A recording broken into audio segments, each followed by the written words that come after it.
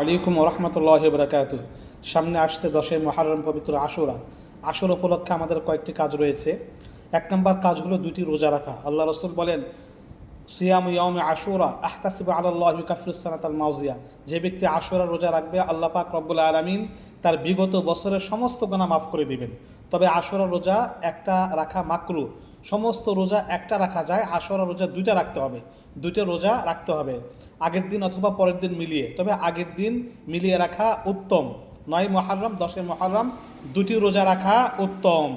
আশুরা রোজা আগে ফরজ ছিল।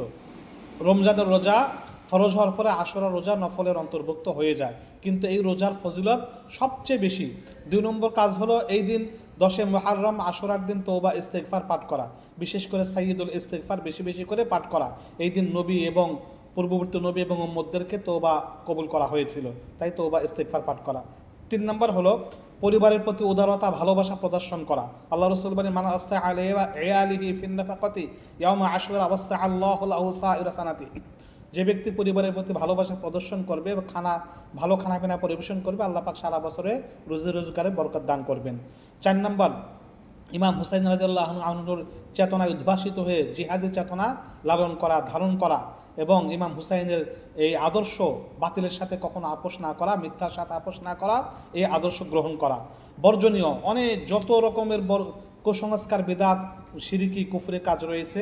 আশুরা দিন বিশেষ সুরমা লাগানো, শরবত পান করা, মুহররমের খিচুড়ি রান্না করা, তাজিয়া নকল কবর বানিয়ে সেটাকে সম্মান প্রদর্শন করা, ঘাড় পিঠ রক্তাক্ত করা, ছুরিতে আঘাত করা ইত্যাদি, সন্তানদেরকে ভিক্ষুক বানিয়ে এই দীর্ঘায় হায়াত কামনার জন্য ভিক্ষুক বানানো ইত্যাদি যা আছে সব কিছু থেকে বিরত থাকে। এই সমস্ত কাজ বিদআত এবং হারামের অন্তর্ভুক্ত।